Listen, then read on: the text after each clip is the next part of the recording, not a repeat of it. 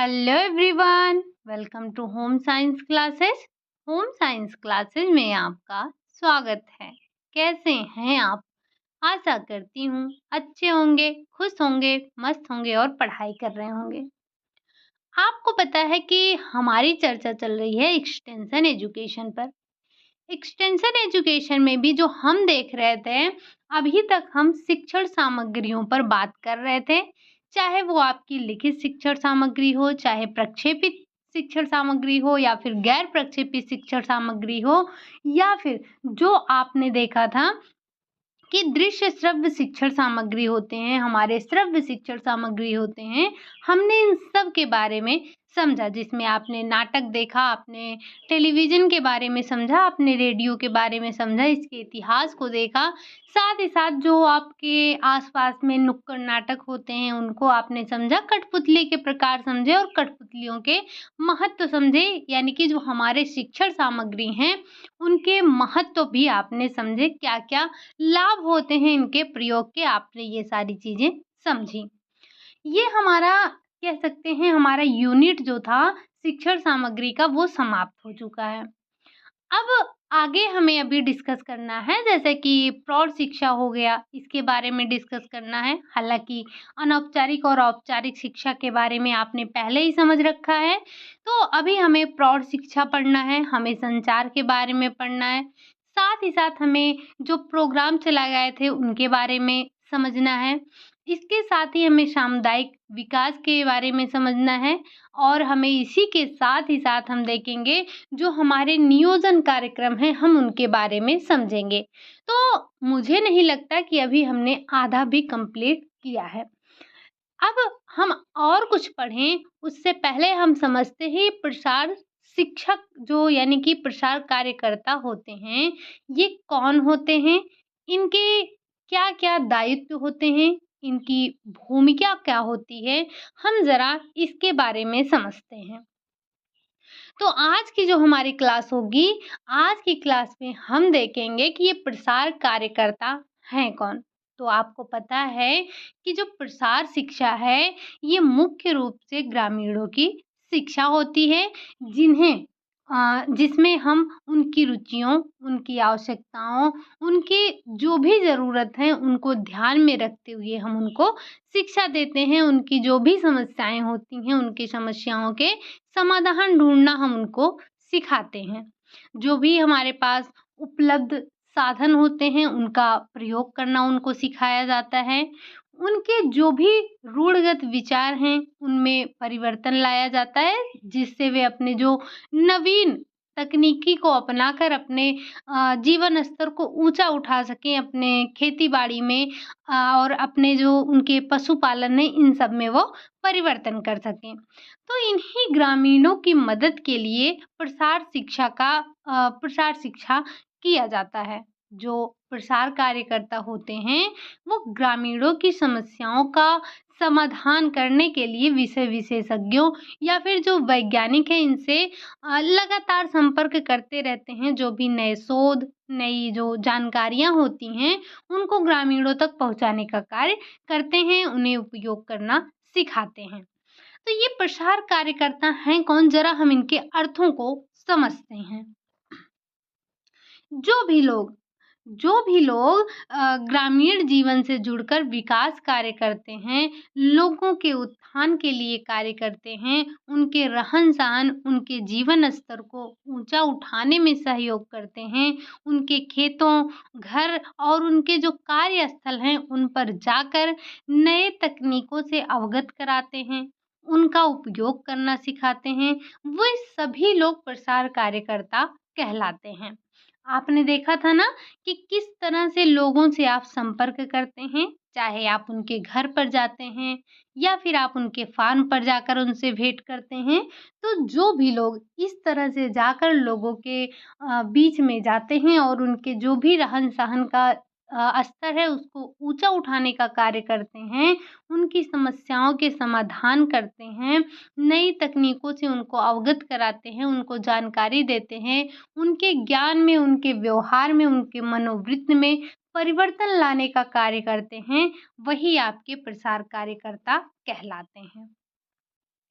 अगर हम सामान्य अर्थों में प्रसार कार्यकर्ता को समझें, तो सामान्य अर्थों में या छोटी-सी परिभाषा के माध्यम से अगर हम ये कहना चाहें कि प्रसार कामों से जुड़े हुए सभी लोग जो होते हैं, उन्हीं को हम प्रसार कार्यकर्ता कहते हैं।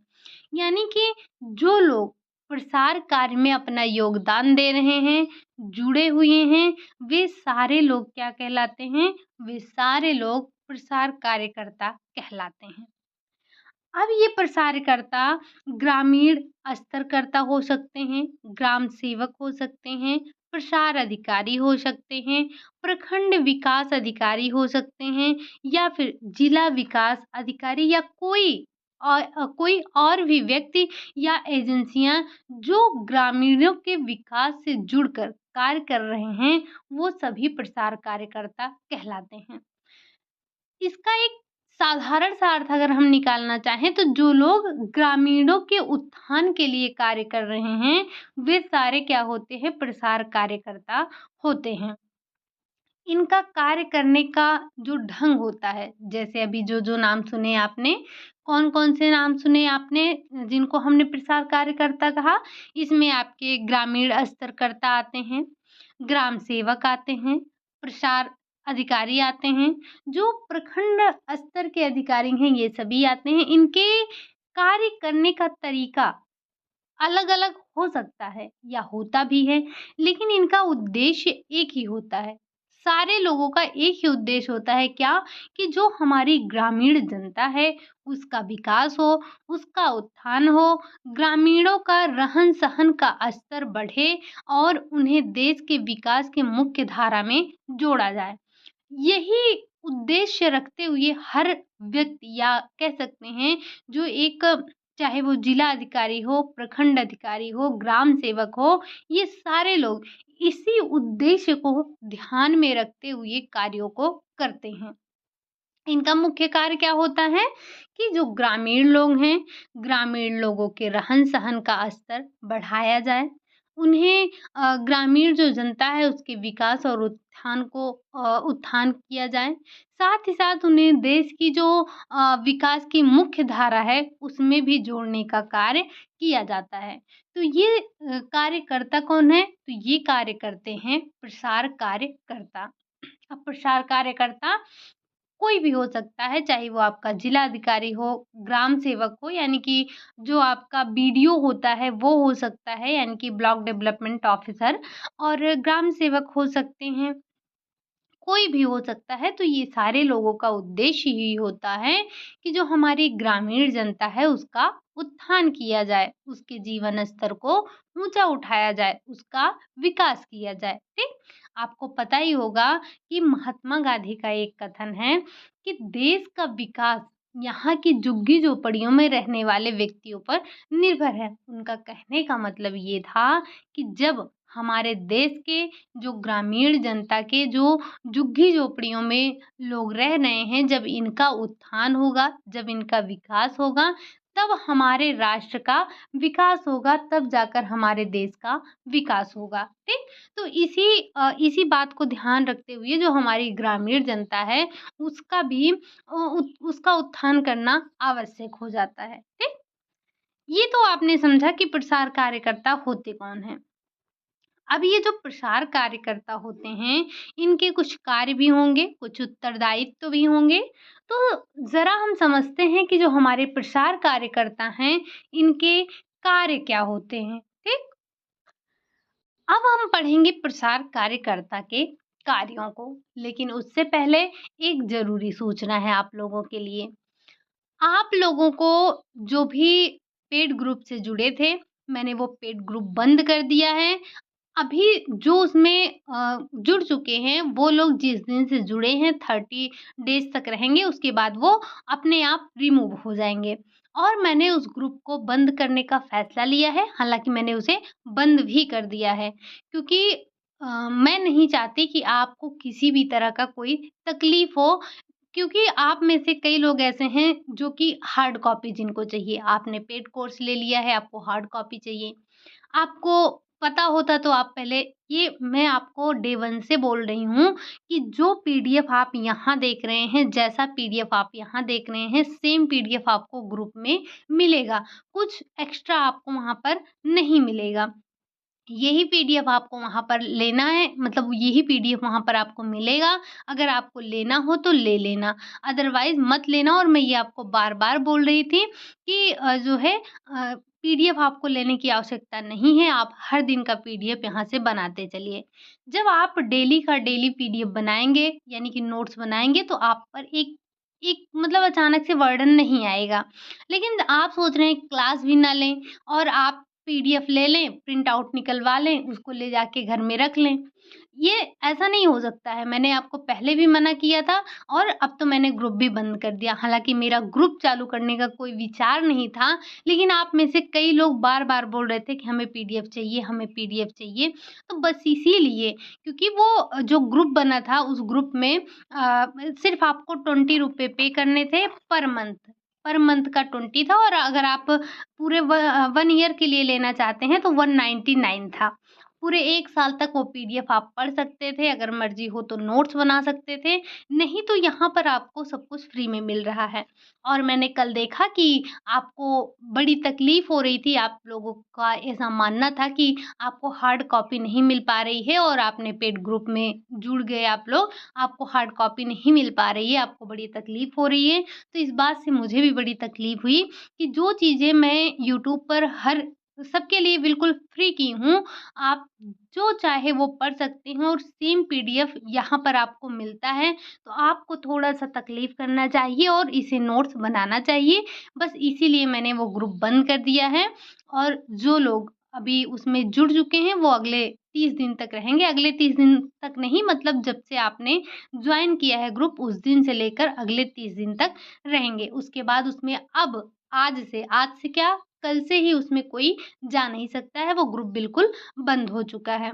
तो आज से ये पीडीएफ का लेन-देन बंद हो चुका है। आप में से जिसको इच्छा करे, आप यहाँ से नोट्स बनाइए और यहाँ पर आकर आप क्लास लीजिए। कोई पीडीएफ वगैरह का झंझट नहीं है। तो आप लोग पीडीएफ के भरोसे मत रहिएगा। हालाँकि जो लोग ऐड हो चुके हैं, अब उनको तो अगले 30 दिन तक मिलेगा ही मिलेगा, तो उन्हें परेशान होने की आवश्यकता नहीं है। और जो नहीं ऐड हुए हैं, ये बहुत अच्छी बात है कि जो है आप ऐड नहीं हुए हैं। आप खुद से नोट्स बनाइए और अपने हाथ से बनाया हुआ नोट्स ज़्यादा बेहतर होता है, ठीक? चलिए हम पढ़ते हैं अपने प्रसार कार्यकर्ता के कार्यों को। ये रही हमारी दूसरी बात, बस आपको इन्फॉर्म करना था कि अब वो ग्रुप में आप ऐड नहीं हो सकते हैं, ठीक? अब हम बात कर रहे हैं प्रसार कार्यकर्ता के कार्य की। तो प्रसार कार्यकर्ता का कार्य बहुउद्देशीय होता है। इनका कोई एक उद्देश्य नहीं होता है। जैसे जैसे आप अगर ये आप अगर होम साइंस पढ़ रहे हैं तो आपका मेन मोटो क्या है कि आप टीजीटी का एग्ज़ाम निकालें। तो इनका जो प्रसार कार्यकर्ता होते हैं, ऐसा नहीं होता है, इनका कोई एक बिंदु पर फ़ोकस नहीं करते हैं। इनका उद्देश्य क्या होता है, इनका बहुउद्देश्य होता है इनके कार्यों का। उनका मुख्य कार्य ग्रामीणों के विकास में सहयोग देना होता है। और ग्रामीण विकास जो है, ये कोई आपका जादू की छड़ी या फिर ऐसा कुछ नहीं है कि आपने, जैसे मान लीजिए आपने जादू की छड़ी घुमाई और आपका काम हो गया। ये धीरे-धीरे होता है, इसमें रातों-रात परिवर्तन नहीं किया जा सकता या ग्रामीणों का विकास रातों-रात नहीं हो सकता है, इसके लिए दिन-रात मेहनत करनी पड़ती है। क्या आप जिस स्थिति में अभी आ गए हैं, क्या आपने एक दिन की पढ़ाई से आप यहाँ पहुँच गए हैं? नहीं, आपके सालों की मेहनत है। आपने जब अपने स्कूल छोड़ा आपने, उसके बाद इसमें से कई लोग तो ऐसे भी होंगे जो कि इंटर के बाद स्कूल नहीं गए होंगे, घर से ही पढ़ाई कर रहे होंगे या फिर ग्रेजुएशन करने के बाद उन्होंने छोड़ दिया होगा। बीएड भी अपना जो है डेली क्लास नहीं लिए होंगे, कहीं न कहीं जो है अपना वो एंगेज रहे होंगे। तो इसमें से ये क्या हुआ? आपने क्या तब से पढ़ाई करना छोड़ दिया? नहीं, आप दिन-रात मेहनत कर रहे हैं और ये मेहनत का नतीजा है कि आज आप यहाँ पहुँचे हैं। तो उसी तरह जो ये ग्रामीणों का विकास है, ये कोई एक रात का खेल नहीं है या रातों-रात आप परिवर्तन नहीं कर सकते हैं। इसके लिए आपको दिन-रात मेहनत करने की आवश्यकता होती है, दिन-रात आपको कठोर मेहनत करनी पड़ती है। अर्जुन के मछली की आँख की तरह सदैव ही लक्ष्य पर ध्यान केंद्रित करना पड़ता है। ज़रा-सा आपका नज़र हटा, आप लक्ष्य से चूक गए। अर्जुन ने क्या किया था? अर्जुन का ध्यान सिर्फ़ मछली की आँख पर था। जब उनसे पूछा गया कि अर्जुन आपको क्या दिखाई दे रहा है? तो उन्होंने कहा हमें सिर्फ़ मछली की आँख दिखाई दे रही है। तो उन्होंने अपने लक्ष्य पर अपना ध्यान केंद्रित कर रखा था और उन्हें अपना लक्ष्य दिखाई दे रहा था। तो यही स्थिति होती है प्रसार कार्यकर्ता की, उनको भी अपने लक्ष्य पर ध्यान केंद्रित करना होता है, अपने ध्यान से भटकना नहीं होता है, अपने लक्ष्यों से भटकना नहीं होता है। अतः जो प्रसार कार्यकर्ता है, प्रसार कार्यकर्ता को सतत रूप से विकास कार्यक्रम को सफल बनाने का प्रयास करना पड़ता है। प्रसार कार्यकर्ता एक नेता, एक शिक्षक या एक प्रशिक्षक होता है। जहाँ प्रसार कार्यकर्ता कुछ काम नहीं करते हैं, वहाँ पर जो कार्य होता है वो केवल कागज़ों में ही दिखाई देता है। ऐसा आपने देखा भी होगा कि जैसे जहाँ के अगर जो ग्राम प्रधान को हम ले लेते हैं बहुत छोटे स्तर पर, कि अगर ग्राम प्रधान ग्राम के लिए कार्य नहीं कर रहे हैं और सिर्फ वो कागज़ों पर ही दिखा रहे हैं, तो क्या उस ग्राम का विकास हो सकता है? नहीं हो सकता है, क्योंकि अगर हम देखें तो जो एक हमारा ग्राम प्रधान है, वो भी एक प्रशिक्षक ही होता है, उसको हम एक प्रशिक्षक के तौर पर देख सकते हैं। तो अगर वो ग्राम के लिए कार्य नहीं करेगा, ग्राम के विकास के लिए कार्य नहीं करेगा, तो क्या ग्राम का विकास होगा? नहीं होगा। वास्तविक विकास कुछ भी नहीं होता है। आए दिन आपको अखबारों में पढ़ने को मिलता है कि वृक्षारोपण कार्यक्रम पेपर्स में हुए। मनरेगा की बात करें तो इसमें आपके लिए एक इम्पोर्टेंट पॉइंट ये हो जाता है कि मनरेगा का फुल फॉर्म ध्यान रखिएगा। क्या है? Mahatma Gandhi national rural employment guarantee programme. ठीक? ये जो आपका मनरेगा कार्यक्रम है, मनरेगा कार्यक्रम में श्रमिकों के फर्जी हस्ताक्षर पर बिल पास कर दिए जाते हैं। साक्षरता कार्यक्रम बिना करवाए ही जो पर्यवेक्षक होते हैं वो उसका पैसा अपने जेब में डाल लेते हैं। घर बैठे शिविर चलता रहता है। ये तमाम घोटाले आपको देखने को मिलते हैं। तो जब ऐसा घोटाला होगा तो क्या ऐसे में हमारा जो ग्राम है उसका विकास होगा? विकास हो ही नहीं सकता है। तो जो प्रसार कार्यकर्ता होते हैं, इनका काम होता है कि खेतों पर जाकर या फिर घर पर जाकर लोगों से संपर्क करें, उन्हें जो भी नई नवीन जानकारियाँ हैं, ज्ञान उनको प्रदान करें। घर बैठे ग्रामीणों का विकास नहीं होता है, इसके लिए उन्हें ग्रामीण जनता के बीच अपनी पैठ जमानी पड़ती है, उनकी बोली भाषा, उनकी परंपरा, उनकी संस्कृति, उनके जो भी रीति-रिवाज हैं, उनको समझना पड़ता है। यानी कि कार्यकर्ता का एक उत्तरदायित्व ये बहुत बड़ा उत्तरदायित्व होता है, ठीक? तो ये कुछ कार्य होते हैं जो कि जो हमारे प्रसार कार्यकर्ता हैं उनको करना होता है, तभी जाकर ग्रामीणों का विकास हो पाता है, विकास हमें दिखाई देता है। जब विकास होगा तो विकास दिखाई ही देगा, अगर विकास नहीं होगा तो कहाँ से दिखाई देगा? जब हर चीज़ कागज़ पर ही सिर्फ़ हो जाएगी, तो वो कागज़ में ही दिखेगी ना, वो जनता के समक्ष अगर नहीं हो रही है तो मतलब अगर वो जनता के बीच वो चीज़ें नहीं हो रही हैं, तो जनता के समक्ष कहाँ से आएँगी, ठीक? तो ये कुछ कार्य होते हैं किसके? जो हमारे प्रसार कार्यकर्ता होते हैं। अब हम प्रसार कार्यकर्ता के बारे में और समझने से पहले हम थोड़ा-सा उनके गुणों के बारे में समझते हैं कि जो एक प्रसार कार्यकर्ता होता है, उसके अंदर हमें क्या-क्या गुण होने चाहिए, क्या-क्या गुण उसके अंदर होने चाहिए, इस बात को भी हमें ध्यान रखना है। तो हम थोड़ा-सा, बहुत ज़्यादा डिटेल में नहीं पढ़ेंगे, बस थोड़ा-थोड़ा हम ये समझते चलेंगे कि जो एक प्रसार कार्यकर्ता होता है, उसके अंदर क्या-क्या गुण होने चाहिए। ठीक? अगर हम सबसे पहले गुण की बात करें कि जो हमारा प्रसार कार्यकर्ता है उसके अंदर कौन से गुण होने चाहिए। जैसे आपको पता है कि जो चाहे कोई घर का ही व्यक्ति हो, घर का प्रबंधन करने वाला हो, गृह प्रबंधन करने वाला हो, या फिर कोई भी व्यक्ति हो, या हम देखते हैं एक अध्यापक ही है, अध्यापक की बात की जाए तो उसके अंदर कुछ न कुछ गुण होते हैं, होने चाहिए। तो उसी तरह से हमारा जो प्रसार कार्यकर्ता होता है, उसके अंदर भी कुछ गुण होने चाहिए। उसी में कुछ पॉइंट हमें ध्यान रखने हैं। सबसे पहले हम बात करेंगे दूरदर्शिता की। क्या होना चाहिए? तो प्रसार शिक्षा अनवरत रूप से चलने वाली शिक्षा होती है, इसका कोई अंत नहीं है। इसमें विकास की गति धीमी होती है। ऐसी स्थिति में जो प्रसार कार्य करता है, उसे सोच समझकर कार्यक्रमों का नियोजन करना चाहिए। ऐसे कार्यक्रम का नियोजन और क्रियान्वयन करना चाहिए, जिससे जो जनता है, ग्रामीण जनता है, उसको लाभ हो और उसके दूरगामी जो परिणाम हैं वो अच्छे हों। ऐसे कार्यक्रम का नियोजन नहीं करना चाहिए जिसका जो परिणाम हो वो नकारात्मक हो, लोगों की भलाई ना हो, ग्रामीणों का विकास ना हो। तो जो हमारा प्रसार कार्यकर्ता है उसके अंदर जो ये उसके अंदर क्या होना चाहिए? दूरदर्शिता का गुण होना चाहिए। अगली बात करें संसाधनों का ज्ञान। तो जो हमारा प्रसार कार्य करता है, उसको पता होना चाहिए कि हमारे पास संसाधन क्या-क्या हैं। जैसे उसके पास जो संसाधन हो, उसी के हिसाब से उसको कार्य को करना चाहिए या उसी के हिसाब से उसको प्रोग्राम को बनाना चाहिए। ऐसा ना हो कि उसके पास संसाधन तो उपलब्ध हों, लेकिन वो उनका प्रयोग करना ना जानता हो, या फिर वो ऐसे प्रोग्राम बनाए, जो उसके पास संसाधन ही ना हो। मतलब वो ऐसा सोचे कि चलो हम गाँव वालों को टेलीविज़न के माध्यम से हम उनको शिक्षित करते हैं या टेलीविज़न के माध्यम से हम उनको समझाते हैं चीज़ों को, लेकिन उस गाँव में लाइट की व्यवस्था है ही नहीं, तो वो सार्थक नहीं होगा।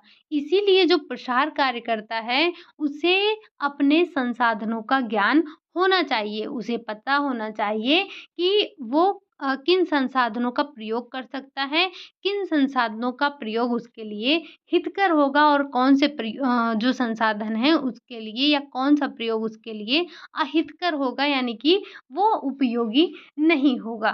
ठीक? अगली अगर हम बात करें तो अगला है योजना बनाना और क्रियान्वयन करना। तो जो हमारे प्रसार कार्यकर्ता हैं, उनको क्या करना चाहिए? कोई भी प्रोग्राम करने से पहले उस प्रोग्राम की योजना बनानी चाहिए और उसका क्रियान्वयन भी करना चाहिए। मतलब पहले वो योजना बनाएँ, उसके बाद वो क्रियान्वयन करें। फिर वो किसी चीज़ का क्रियान्वयन करते हैं, तो वो सफल होता है। लेकिन अगर योजना नहीं बनाई गई है, बिना योजना के ही आप कोई कार्य कर रहे हैं, तो वो उसमें सफलता होने की चांसेस कम होते हैं। मतलब जो प्रसार कार्य होता है, ये बहुत ही चुनौतीपूर्ण होता है। उसके लिए जो निरक्षर ग्रामीण होते हैं, उनको साक्षर करना, अंधविश्वास जो कुरीतियाँ हैं, उनको दूर करना और जो भी उनके अंधविश्वास कुरीतियाँ हैं, उनको हटाना, गाँव में उपलब्ध संसाधनों का प्रयोग करके उनके जीवन को बेहतर बनाना, ये सारे कार्य किसके होते हैं? तो ये सारे कार्य जो होते हैं प्रसार कार्यकर्ता के होते हैं। उनको उनके अंदर ये गुण होना चाहिए कि वो कार्यों का नियोजन कर सकें, योजना बना सकें, उसके बाद उसका कार्यान्वयन कर सकें। अगला है कार्य के प्रति समर्पित। जो हमारा प्रसार कार्य करता है, उसका दायित्व है या उसकी ज़िम्मेदारी होती है कि वो अपने कार्यों के प्रति समर्पित रहे, समर्पण भाव से वो अपने कार्यों को करे। वो जिस भी कार्य को करे, पूरे मन से करे। कार्यक्रम की सफलता के लिए जी-जान उसको लगा देनी चाहिए। उसे एक ये एक अच्छी तरह से उसको पता होना चाहिए कि ध्यान जितना ध्यान जितना महान होता है, उसका रास्ता उतना ही लंबा और विकट होता है। यानी कि जो हमारा ध्येय है, जो हमारा लक्ष्य है, जितना ऊँचा होगा, आप जितना ऊँचा लक्ष्य सोचेंगे, उतना ही लंबा आपका रास्ता होगा। फिर भी लक्ष्य को ध्यान में रखते हुए उन्हें अपने कार्यों में जुटना चाहिए, अपने कार्य के प्रति समर्पण होना चाहिए और हमें ये पता होना चाहिए कि काम ही पूजा है। ये हमें हमेशा ध्यान रखना चाहिए, सिर्फ़ एक प्रसार कार्यकर्ता की बात नहीं है, हर व्यक्ति को ये बात ध्यान रखना चाहिए कि कर्म ही क्या होता है, तो कर्म ही पूजा होता है। अगला है संगठनात्मक क्षमता। तो जो प्रसार कार्य है ये अकेला नहीं चल सकता है। ये क्या होता है, ये संगठन पर आधारित होता है। ये लोगों को साथ में लेकर चलता है, सहयोग करने और प्रजातांत्रिक तरीके से कार्य करने पर आधारित होता है। इसमें किसी भी जाति, धर्म, समुदाय या फिर संप्रदाय के लोग भाग ले सकते हैं। ये सभी को संगठित करके एकता के सूत्र में बाँधकर कार्य करने पर ही सफल होता है। अगला है आपका दृश्य श्रव्य शिक्षण सामग्री। दृश्य श्रव्य सामग्री का प्रयोग करना। तो आप सभी पिछले 4-5 दिन तक ये चीज़ को पढ़ रहे थे कि जो प्रसार कार्य करता है उसको श्रव्य दृश्य शिक्षण सामग्री की पूरी जानकारी होनी चाहिए, क्योंकि आपने देखा कि इसमें प्रक्षेपित, गैर प्रक्षेपित भी आते हैं और उसे ये भी पता होना चाहिए कि हम किस शिक्षण सामग्री का प्रयोग कब और कहाँ कर सकते हैं, ठीक? जैसे हमें वहाँ के उपलब्ध संसाधनों को भी ध्यान में रखते हुए जो हमारी श्रव्य दृश्य शिक्षण सामग्री है उसका प्रयोग करना चाहिए। जैसे जो हमारे ये हमें पता होना चाहिए कि जो शिक्षण सामग्री है किसके लिए उपयुक्त है, किसके लिए नहीं। जैसे जो अशिक्षित जनता है उनके लिए हम क्या प्रयोग कर सकते हैं और जो हमारी शिक्षित जनता है उसके लिए हम क्या प्रयोग कर सकते हैं। तो जैसे हमारी जो अशिक्षित जनता है उनके लिए आप कठपुतली का खेल, नाटक हो गया, रोल प्ले हो गया, लोकगीत हो गए, फ़िल्म हो गई, ये सारी चीज़ों का प्रयोग कर सकते हैं। वहीं अगर जो हमारी शिक्षित जनता है उसके लिए आप लीफलेट, पैम्पलेट, बुलेटिन इन सबको भी दे सकते हैं और साथ ही साथ जहाँ आपको विद्युत की व्यवस्था होती है वहाँ पर आप प्रोजेक्टर और एपेडिया स्कोप ये सारी चीज़ों का प्रयोग कर सकते हैं। अगर बिजली आदि की व्यवस्था नहीं है तो ये किसी काम के नहीं होते हैं, ठीक? तो जब भी आप किसी भी शिक्षण सामग्री का प्रयोग कर रहे हों तो आपको ये पता होना चाहिए कि हम कब और कहाँ किसका प्रयोग कर सकते हैं। अगला है मार्गदर्शन व नेतृत्व की क्षमता। प्रसार कार्यकर्ता में मार्गदर्शन करने और नेतृत्व करने की एक विलक्षण क्षमता होनी चाहिए। तभी वो अनपढ़ ग्रामीणों को विकास के पथ पर ले जा सकता है। ग्रामीणों को व्यवहार में किस तरह से परिवर्तन लाना है, ये उसको पता होना चाहिए। उन्हें नए तकनीकों को अपनाने के लिए भी कैसे प्रेरित करना है, ये सारी चीज़ें उसको पता होना चाहिए। वो अच्छे से मार्गदर्शन कर सकें, उनके रहन-सहन के स्तर को ऊँचा उठा सकें। सभी के कार्य प्रसार कार्यकर्ता ये सारे कार्य प्रसार कार्यकर्ता के होते हैं। आपको पता है कि अगर जो भी प्रसार कार्यकर्ता ने नवीन चीज़ें, नए तथ्य इन सबको बताया है, अगर ग्रामीणों ने इसे अपनाया नहीं है, तो ये सारी चीज़ें निरर्थक होती हैं, किसी प्रकार की उनको लाभ नहीं देती हैं। इनका जो प्रसार कार्यकर्ता हैं, इनके अंदर जो मार्गदर्शन और नेतृत्व की क्षमता ऐसी होनी चाहिए कि जो ग्रामीण हैं, उनके अंदर जो भी व्याप्त कुरीतियाँ हैं, अंधविश्वास हैं, जो भी भ्रांतियाँ हैं, रूढ़िगत परंपराएँ हैं, इनको ये दूर कर सकें, उनके अंदर उत्साह भर सकें, आलस्य को भगा सकें, ताकि लोग कार्य करने के लिए प्रेरित हों और वो दिल से कार्य करें, किसी मजबूरी में आकर नहीं। अगला है आपका निर्णय लेने की क्षमता। जो हमारा प्रसार कार्य करता है, उसमें निर्णय लेने की क्षमता अवश्य होनी चाहिए। लोगों की क्या रुचि है या क्या समस्याएँ हैं, किन आवश्यकताओं की पूर्ति कब की जानी है, समस्याओं के क्या-क्या समाधान हो सकते हैं, सबसे अच्छा विकल्प क्या है, सबसे अच्छा जो समाधान है वो क्या है। ये तमाम प्रकार की बातें होती हैं जिसे जो हमारा प्रसार कार्य करता है, उसे निर्णय लेने की क्षमता अगर नहीं होगी, तो वो इन समस्याओं का समाधान नहीं कर सकता है, ठीक? अगला पॉइंट है आपका धार्मिक दृष्टिकोण। धार्मिक दृष्टिकोण क्या है? तो जो भारतीय हैं, भारतीयों में धर्म की भावना जो होती है, वो कूट-कूट कर भरी होती है। तो इसी कारण कभी-कभी धार्मिक कारणों के कारण जो हिंदू हैं, हिंदू-मुस्लिम में दंगे भी हो जाते हैं। हिंदू मुस्लिम के धर्म पर आघात पहुँचाते हैं और मुस्लिम समुदाय मंदिर का तोड़-फोड़ करते हैं। लेकिन ये सदैव हमें याद रखना चाहिए कि ईश्वर एक है, भगवान एक है, वही राम है, वही अल्लाह होता है, वही गुरु गोविंद है और वही ईसा मसीह होते हैं। इस बात को प्रसार कार्यकर्ता लोगों को बताए, सभी लोगों को सभी धर्म का आदर सम्मान करना उसे सिखाना आना चाहिए। वो स्वयं भी सभी धर्मों का आदर करेगा तभी तो लोगों को सिखा पाएगा। तो जो हमारा प्रसार कार्यकर्ता होता है उसका धार्मिक दृष्टिकोण भी अच्छा होना चाहिए। वो हर एक धर्म का सम्मान करे, ऐसा होना चाहिए। अगला है विवेकशीलता। जो प्रसार कार्यकर्ता है उसको विवेकशील होना चाहिए। उसे अपने विवेक से कार्य करना चाहिए। गाँव में अनेक जाति, धर्म, संप्रदाय, समुदाय के लोग रहते हैं। उनमें आपसी मतभेद, मनमुटाव होता भी है। तो उनकी जो अलग-अलग समस्याएँ होती हैं, वो अलग-अलग होती हैं। हर व्यक्ति की अपनी अलग-अलग समस्या होती है। कुछ वर्ग, जात, धर्म के लोग किसी खास आवश्यकता की पूर्ति चाहते हैं, जबकि दूसरे धर्म और जाति के लोग को लोग किसी अन्य समस्या का समाधान चाहते हैं।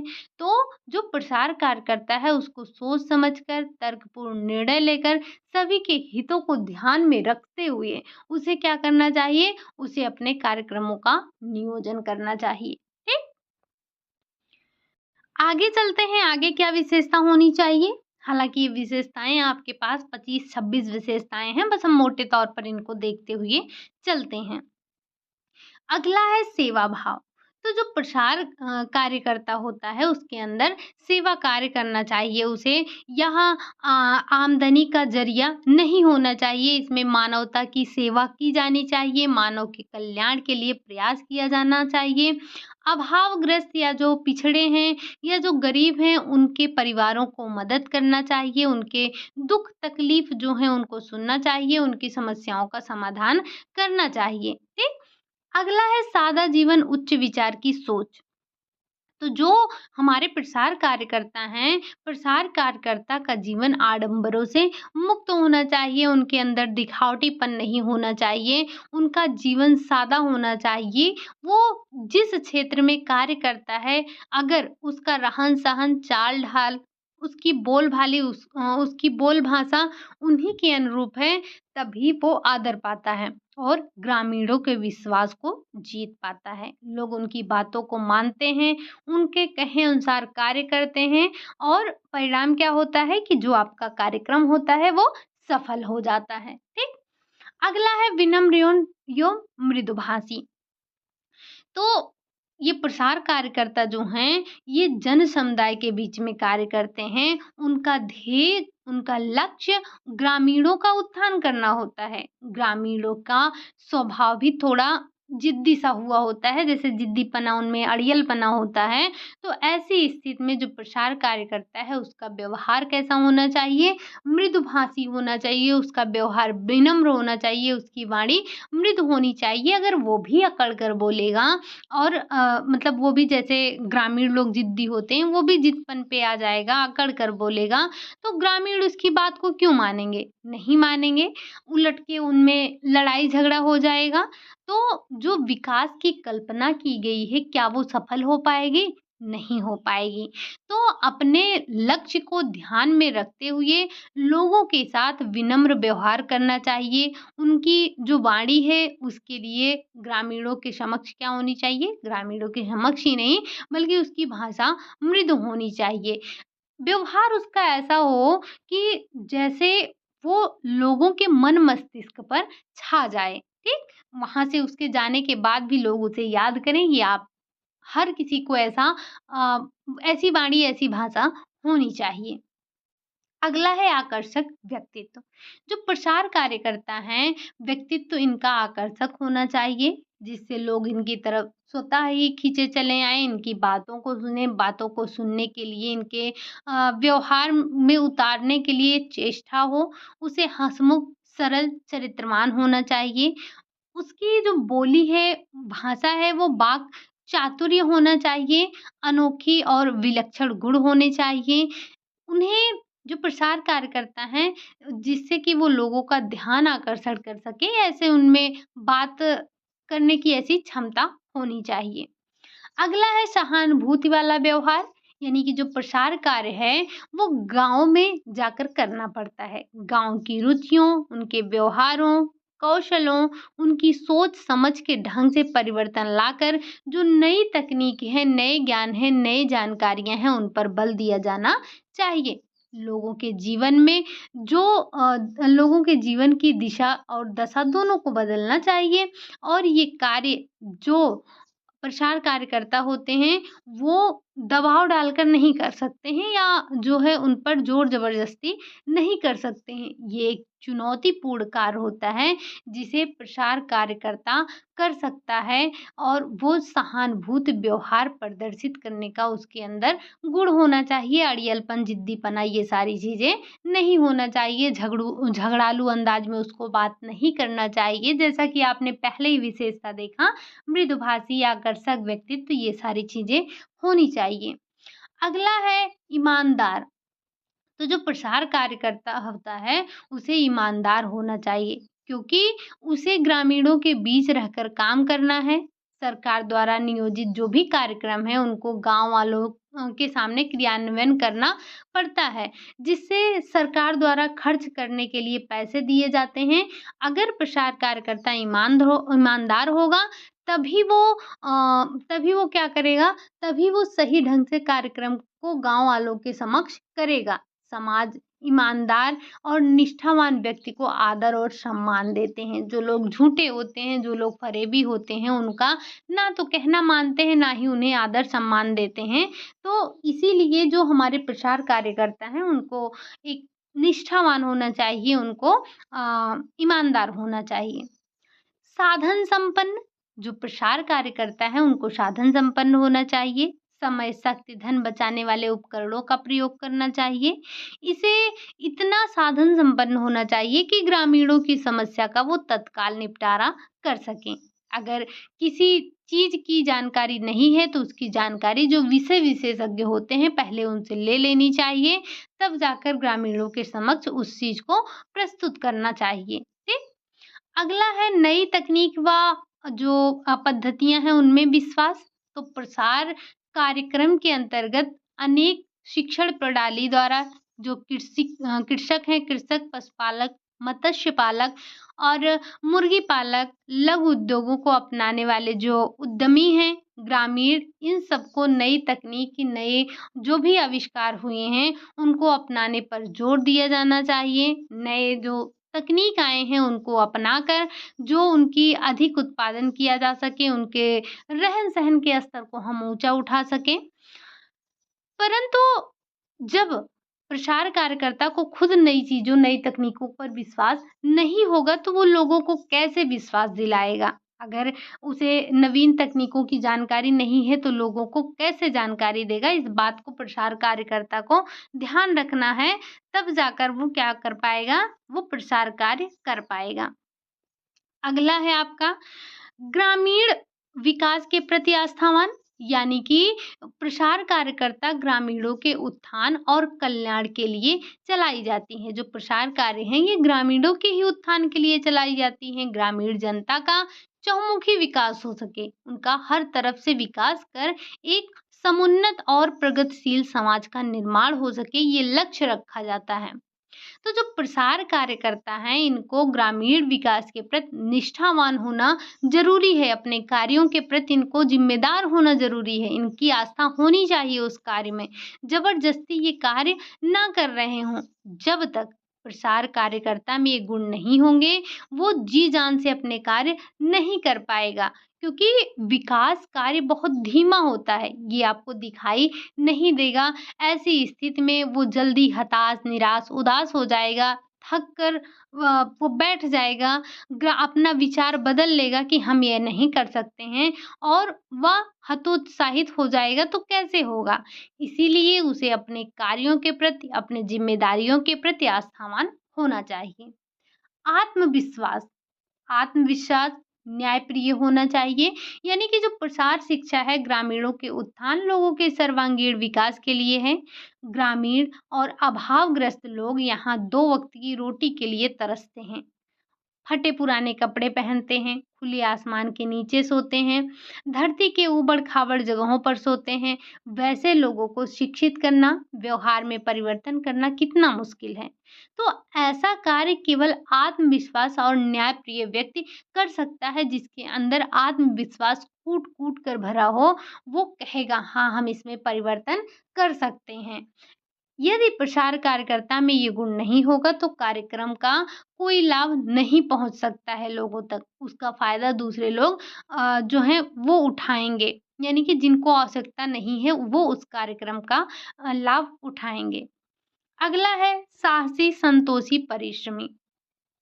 प्रसार कार्यकर्ता की आपने इतनी विशेषताएँ देख लिया, अब आपको तो समझ में आ ही गया होगा कि जो हमारा प्रसार कार्यकर्ता है उसके अंदर साहस, संयम, कार्य के मतलब कठोर परिश्रम करने की जिद होनी चाहिए। उसे अपने कार्य के प्रति समर्पण रहना चाहिए। अगर ये गुण प्रसार कार्यकर्ता में हैं, तब निश्चित है कि कार्यक्रम अच्छे से होगा और हम अपने लक्ष्य को हासिल कर पाएँगे। प्रसार कार्य कोई ये बच्चों का खेल नहीं होता है कि बस थोड़ी देर खेला और चल दिए। ये इसमें आपको बहुत धैर्य की आवश्यकता होती है, इसमें साहस की आवश्यकता होती है, इसमें संतोष चाहिए होता है, इसमें कठोर परिश्रम करना पड़ता है, व्यक्ति को संयमी बनना पड़ता है, धैर्य रखना पड़ता है, विरोधों का भी सामना करना पड़ता है। अगर विरोधों का सामना करना है तो ऐसे व्यक्तियों में साहस तो होना ही चाहिए। डरपोक लोग जो है मैदान छोड़कर वैसे भी भाग जाते हैं। तो जो हमारे प्रसार कार्यकर्ता हैं उनमें ये सारे गुण होने चाहिए।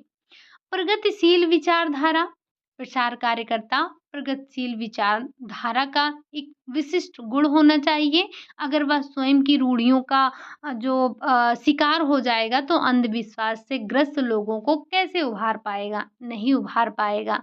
तो जो भी अंधकार हैं ग्रामीणों के बीच, उन्हें मिटाने के लिए उसका स्वयं का सोच विचार विकसित होना चाहिए। जिस तरह से एक मोमबत्ती जलकर ही रोशनी फैलाती है, उसी तरह से प्रसार कार्यकर्ता को भी प्रगतिशील विचारधाराओं को अपनाना चाहिए ताकि वो ग्रामीणों के व्यवहार में एक वांछित परिवर्तन ला सकें। अगला है विषय का ज्ञान। अब जो प्रसार कार्यकर्ता हैं, उनको अपने विषय का समुचित ज्ञान होना चाहिए, सही ज्ञान होना चाहिए। अगर कोई ग्रामीण अपनी समस्या का समाधान प्राप्त करना चाहता है, तो उसका जवाब देना आना चाहिए। गलत जवाब देने से ग्रामीणों का जो विश्वास है, वो उठ जाता है। अगर वह उस प्रश्न का जवाब नहीं जानता, तो इतना समर्थ होना चाहिए उसमें कि वो बोले कि मैं इसे आपको बताऊँगा, या जो उसके विषय विशेषज्ञ हैं उससे पूछकर ग्रामीणों को जानकारी देनी चाहिए। क्योंकि प्रसार कार्यकर्ता का जो क्षेत्र है ये काफ़ी विस्तृत और व्यापक है, ग्रामीणों की समस्याओं से संबंधित है। इसके अंतर्गत अनेक विषय आते हैं, जैसे आपका गृह विज्ञान, कृषि विज्ञान, पशुपालन, ये जो कुटीर उद्योग है, ग्रामीण समाजशास्त्र है, गोपालन है, ये सारी चीज़ें इसमें आती हैं। अगला है रीति-रिवाज का ज्ञान।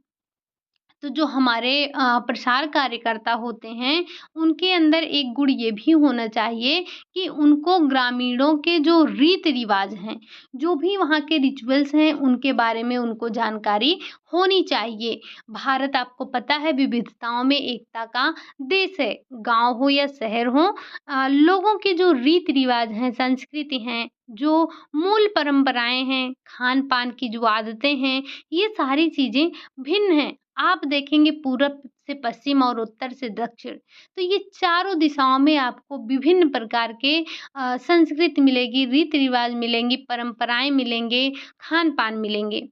इन विविधताओं के बावजूद प्रसार कार्यकर्ता को अपने कार्यपूर्ण निष्ठा, ईमानदारी, लगन से करना चाहिए। इसके लिए ज़रूरी ये है कि वो लोगों की संस्कृति, वहाँ की लोक परंपराओं के को आदर की दृष्टि से देखें, ठीक? अगला है मूल्यांकन क्षमता। अब हम बात करेंगे मूल्यांकन क्षमता की। तो प्रसार कार्यकर्ता में मूल्यांकन का अनोखा और विलक्षण गुण होना चाहिए। क्योंकि प्रसार कार्यक्रम की सफलता और असफलता का ज्ञान मूल्यांकन से ही होता है। कार्यक्रम सफल हुआ या नहीं, कार्यक्रम की सफलता किस हद तक है, कौन-कौन से कारक जो है कार्यक्रम को सफल बनाने में सहायक हैं, कौन-कौन से कारक ऐसे थे जिससे वांछित सफलता नहीं मिल सकी है। तो इन सारी चीज़ों का ध्यान रखना और पता होना चाहिए किसको, जो हमारे प्रसार कार्य करता है। और लास्ट जो हम देखने वाले हैं विशेषता, वो है निष्पक्षता। जो प्रसार कार्य करता है उसमें निष्पक्षता का गुण होना चाहिए, क्योंकि उन्हें सभी जाति, धर्म, संप्रदाय के लोगों के बीच में कार्य करना होता है। सबके हित को ध्यान में रखते हुए कार्य करना होता है। ठीक? हमें सबके हितों को ध्यान में रखकर ही कार्य कर सकते हैं। ये तो आपने देखी विशेषता कि जो हमारे प्रसार कार्यकर्ता हैं उनकी विशेषता क्या है, हमने उनकी विशेषताओं को समझा। अब हम ज़रा 5 मिनट बात कर लेंगे इनकी भूमिका क्या है। जो हमारे प्रसार कार्यकर्ता हैं, इनकी भूमिका क्या है प्रसार कार्य में, ठीक? अगर हम बात करें जो हमारे प्रसार कार्यकर्ता हैं, इनकी भूमिका किसमें होती है? तो इनकी ग्रामीण उत्थान के लिए प्रसार कार्यकर्ता को एक साथ ही कई भूमिकाएँ निभानी होती है। कभी उसे प्रसार प्रशासक के रूप में कार्य करना पड़ता है, कभी-कभी शिक्षक के, कभी प्रशिक्षक के, तो कभी नेता की भूमिका अदा करनी होती है, तो कभी उसे विषय वस्तु विशेषज्ञ के रूप में कार्य करना पड़ता है। तो सबसे पहले हम समझेंगे कि प्रसार प्रशासक के रूप में वो कैसे कार्य करता है। प्रसार कार्यकर्ता को एक सफल, योग्य, कुशल और निपुण प्रशासक के रूप में कार्य करना होता है। तो हम एक प्रकार से ये देख रहे हैं कि जो प्रशासक के रूप में जो उसके गुण होने चाहिए, वो क्या-क्या होने चाहिए। बस हम इसे यही समझना है हमें। तो सबसे पहले हम देखते हैं कि क्या होना चाहिए, कार्यक्रम नियोजन की क्षमता।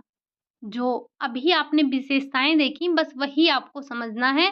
बस ये थोड़ी से इनको नाम ध्यान रख लेना है। जो एक प्रसारक के रूप में एक प्रशासक के रूप में प्रसार कार्यकर्ता को कार्यक्रम आयोजन का एक अद्भुत गुण होना चाहिए, एक क्षमता होनी चाहिए उसके अंदर। ग्रामीणों की अनेक समस्याओं से उसका समस्याओं का उसको चयन करना चाहिए, जो सबके हित में हो, जिसकी तीव्रता अधिक हो, जिसकी वो क्या कर सके, जिसकी पूर्ति किया जाना आवश्यक है। जैसे एक जो ग्रामीण हैं, यानी कि गाँव में पानी, बिजली, सड़क, स्कूल, अस्पताल, पंचायत, ये अनेक समस्याएँ होती हैं, तो पानी के अभाव में लोगों को काफ़ी कष्ट होता है, स्कूल ना जाने से समस्याएँ होती हैं। तो इन सारी चीज़ों को ध्यान रखना चाहिए प्रसार प्रशासक के रूप में। अगली जो विशेषता है वो होनी चाहिए संगठन की क्षमता। अभी आपने अगली जो इससे पहले विशेषता देखी थी, वहाँ पर भी देखा था। तो प्रसार प्रशासक का कार्य केवल कार्य का नियोजन करना नहीं होता है, बल्कि इसके कार्यान्वयन के लिए लोगों के सहयोग लेना आवश्यक है। इसके लिए उसमें संगठन की क्षमता होनी चाहिए। लोगों को कार्य करने के लिए प्रेरित करें, उनकी योग्यता अनुसार कार्य का विभाजन करें। ये पूरा दायित्व उस पे सौंपा जाता है। अगला है पीछे पड़ने की क्षमता। पीछे पड़ने की क्षमता यानी कि अनुनय की क्षमता, ठीक? तो प्रसार कार्य केवल कार्यक्रम नियोजन या फिर कार्यान्वयन तक ही सीमित नहीं होता है। कार्यक्रम की सफलता के लिए लोगों को जोड़ना होता है। उन्हें विविध कार्यों की ज़िम्मेदारी देनी चाहिए। कार्य का विवरण किया जाता है, जिससे कार्य करने के लिए आवश्यकता अनुसार जो प्रशिक्षण है, उसको दिया जा सके, ठीक? अगला है सामंजस्य स्थापित करने की क्षमता। तो एक योग्य और जो कुशल प्रशासक है, कुशल प्रशासक को अपने जो अधीनस्थ अधिकारी हैं, जो कर्मचारी हैं, उनके साथ अच्छे और मधुर व्यवहार बनाने चाहिए। ये जब तक वो अपने जो अधीनस्थ कर्मचारी हैं या जो भी अधिकारी हैं, उनके साथ अच्छे सामंजस्य नहीं होंगे, कार्यक्रम सफल नहीं होता है। कार्यक्रम की संपूर्ण जानकारी की क्षमता, यानी कि कार्यक्रम की संपूर्ण जानकारी की क्षमता क्या होगी? तो एक कुशल जो प्रशासक है, वो कार्यक्रम की संपूर्ण जानकारी होनी चाहिए कि कार्यक्रम कब आरंभ किया जाना है, किस माह, किस दिन, किस समय, किस स्थान कौन-कौन से लोग भाग लेंगे, ये सारी जानकारी उसको होनी चाहिए। अगला है कार्यक्रम क्रियान्वयन की क्षमता। तो केवल कार्यक्रम को कागज़ों पर तैयार कर लेना बहुत बड़ी बात नहीं होती है। वास्तविकता में इसे आरंभ करना होता है, जिसके लिए कार्यक्रम नियोजन किया गया है, उसकी सहभागिता भी ज़रूरी होती है। सरकार के द्वारा अनेक कल्याणकारी कार्यक्रम बनाए जाते हैं, लेकिन आपको पता है वो कागज़ों पर ही रह जाते हैं। तो ज़रूरी ये है कि उन कार्यक्रमों का क्रियान्वयन किया जाए। अगला है मार्गदर्शन एवं नेतृत्व की क्षमता। तो जो एक कुशल प्रशासक है और योग्य प्रशासक है, उसमें लोगों के मार्गदर्शन करने की क्षमता होनी चाहिए, उसमें नेतृत्व का गुण होना चाहिए ताकि लोग उसकी बात को मानें। कार्यक्रम चलाने के लिए जो वित्त आवंटन और खर्च करने की जो स्वीकृत है, देने में आनाकानी नहीं करना चाहिए। ठीक? ये आपने देखा कि एक प्रसारक के रूप में उसकी क्या-क्या उत्तरदायित्व होते हैं। अब अगर हम बात करें एक विषय वस्तु विशेष के रूप में क्या ज़िम्मेदारियाँ हैं उसकी, क्या विशेषताएँ हैं उसकी, तो हम ज़रा उसको भी समझते हैं। अगर हम एक वस्तु विशेषज्ञ के रूप में देखें तो विषय का पूरा ज्ञान होना चाहिए। जो भी व्यक्ति है या वस्तु विशेषज्ञ को अपने विषय के बारे में पूरा ज्ञान होना चाहिए, जिससे वो जो प्रसार कार्यकर्ता को उपयोगी तथा लाभदायक व्याख्यान दे सके, ग्रामीणों की समस्याओं का समाधान कर सके। अगर उसे अपने विषय वस्तु का ही ज्ञान नहीं होगा तो जानकारी क्या ही देगा। अगला है शिक्षा देने की क्षमता। अब ज्ञान होना काफ़ी नहीं है, लोगों के समक्ष उसे प्रस्तुत करना ज़्यादा ज़रूरी है। जैसे अगर किसी के पास ज्ञान अथाह हो, लेकिन वो व्यक्ति के सामने यानी कि अगर किसी के सामने जा रहा है, जनता के समक्ष जा रहा है और बोल ही नहीं पा रहा है, तो ऐसे ज्ञान का क्या ही मतलब निकलेगा। तो अगर जो हमारा विषय वस्तु विशेष के रूप में उसमें शिक्षा देने की क्षमता होनी चाहिए, उसको अपनी बात या जो भी उसका ज्ञान है उसको अगर व्याख्यान देना पड़े तो उसके हाथ-पाँव ना फूलने लगे, वो कँपकँपी ना आ जाए उसके अंदर, वो डर के मारा स्टेज पर बेहोश ना हो जाए, ऐसी क्षमता उसके अंदर होनी चाहिए। अगला है कि कार्यक्रम नियोजन, क्रियान्वयन, संगठन एवं मूल्यांकन की क्षमता। तो जो हमारा प्रसार कार्यकर्ता होता है, यानी कि जो विषय वस्तु विशेषज्ञ है, जिस विषय का ज्ञाता होता है, जिसमें उसने डिग्री हासिल की है, उस विषय संबंधी कार्यक्रम का नियोजन, क्रियान्वयन, संगठन, मूल्यांकन करने की क्षमता उसके अंदर होनी चाहिए। अगला है अपने विषय के साथ अन्य विषयों को जोड़कर तैयार करना। तो जो हमारा प्रसार कार्यक्रम है, केवल एक विषय के लिए नहीं बनाया जाता है, आपको पता है इसके द्वारा हमें सारे विषयों को इसमें जोड़ने की आवश्यकता होती है। हम इसे कह सकते हैं कि ये बहुविषयी कार्यक्रम होता है, ठीक? हालाँकि ये सारी विशेषताएँ आपने पढ़ रखी है, लेकिन एक बार हमें समझना है कि जब उसके स्वरूप बदल रहे हैं, उसके उत्तरदायित्व बदल रहे हैं, यानी कि जब उसका जो स्वरूप है वो बदल रहा है, तो उसके कार्य भी बदलेंगे, उसके उत्तरदायित्व में भी परिवर्तन आएगा। अगर हम देखें ग्रामीण स्तर कार्यकर्ता के रूप में अगर वो ग्राम स्तर पर कार्य कर रहा है तो क्या होगा? आपको पता है कि गाँव में लोगों को समझाने, बुझाने, उनके व्यवहार में परिवर्तन लाने, नई तकनीकों को अपनाने, अंधविश्वासों को दूर करने, ये सारे कार्य करने के लिए जो ग्राम स्तर कार्यकर्ता होते हैं, उनका ये बहुत ही भूमिका होती है, महत्वपूर्ण भूमिका। अब इनमें भी कुछ विशिष्ट गुण होना चाहिए।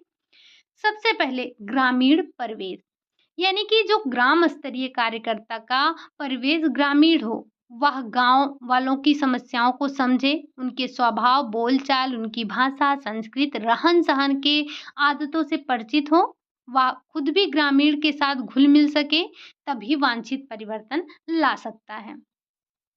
अगला है कि ग्रामीण समस्या की जानकारी। ग्राम स्तर कार्यकर्ता को ग्रामीण की समस्या की पूरी जानकारी हो, बिना समस्याओं को जाने समझे वह समस्या का समाधान नहीं करता है। जैसे एक चिकित्सक होता है, जब तक वो उसे मरीज की बीमारी नहीं मालूम होगी वो दवा कहाँ से देगा, ठीक? अगला है उपलब्ध संसाधनों का ज्ञान। उपलब्ध संसाधनों का ज्ञान, जो वहाँ पर संसाधन उपलब्ध हैं, उसकी जानकारी उसे होना चाहिए। उसे कब और कैसे किसका प्रयोग करना है, इस बात की जानकारी होनी चाहिए। अगला है भौतिक वातावरण को सुविधाजनक बनाने का ज्ञान। जो प्रसार कार्य है, प्रसार शिक्षा के लिए भौतिक वातावरण क्या होना चाहिए? उपयुक्त रहना चाहिए। भौतिक वातावरण जितना अधिक सुखदायी होगा, लोगों के रुचि उतनी ज़्यादा बढ़ेगी। अगर उनके अनुकूल वातावरण है, उनको अच्छा लगेगा। अगर उनके प्रतिकूल वातावरण है, तो वो समायोजन नहीं कर पाएँगे, ना ही कार्यक्रम का लाभ उठा पाएँगे। जैसे जब अगर एकदम वो जो कहते हैं जून की गर्मी, वो तिलतिलाती धूप हो और ग्रामीणों को खेत के मैदान में आप प्रशिक्षण दे रहे हों, तो सोच कर देखिए कितने लोग वहाँ पर टिक सकेंगे, ठीक? तो हमें वातावरण उनके अनुकूल बनाना है। ग्रामीण नेता को पहचानने की क्षमता।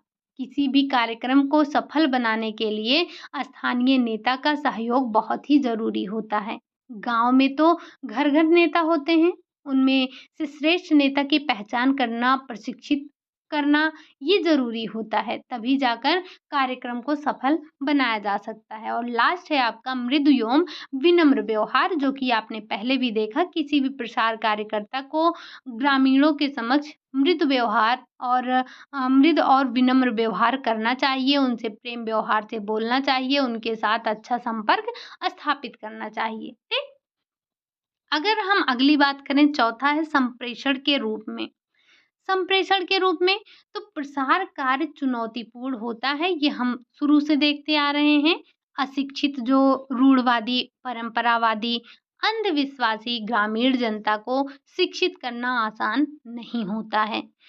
आपने देखा था ना कि ये कोई जादू की छड़ी नहीं है, तो वही है। उनके विचारों में परिवर्तन लाना, उनके रहन-सहन के स्तर को उठाना, यानी कि पत्थर के ऊपर दूब जमाने जैसा कार्य होता है। इस कार्य में प्रसार कार्यकर्ता की अहम भूमिका होती है। वो अपनी योग्यता, अपनी कुशलता, अपनी विनम्रता से लोगों का ध्यान आकर्षित करता है। उनके सोच, विचार, कौशल इन सब में परिवर्तन लाता है। इसके लिए प्रसार कार्यकर्ता में एक अच्छा संप्रेषक या संचारक होना चाहिए, क्योंकि कार्यक्रम की जो सफलता है, सफलता ही प्रसार कार्यकर्ता के संदेश के संचार की योग्यता पर निर्भर करता है। अगर वो संचार ही अच्छे से नहीं कर पाएगा, तो कार्यक्रम सफल नहीं होगा। लोगों की उपयोगी जो विचार प्रस्तुत हैं, वो प्रस्तुत कर उनका अर्थ स्पष्ट करना चाहिए, उन्हें स्वीकारने के लिए प्रेरित करना चाहिए, उन्हें अपनाने के लिए संभव प्रयास करना चाहिए। कार्यकर्ता के समक्ष एक बहुत बड़ी ज़िम्मेदारी होता है कि वो अपनी बातों को जनता के समक्ष, जो ग्रामीण जनता है, उसके समक्ष कह सके, उसको समझा सके, लोगों को अपनाने के लिए प्रेरित कर सकें। ये ज़िम्मेदारी गंभीर और उत्तेजक भी है। गंभीर इस दृष्टि से है क्योंकि प्रभावशाली ग्रामीण विकास का कार्यक्रम प्रसार कार्यकर्ता के संचार कौशल पर निर्भर करता है। उसके बोलने की शैली कैसी है, वो किस तरह से अपने संदेश को लोगों के समक्ष प्रस्तुत कर पा रहा है, इस बात का ध्यान होना चाहिए।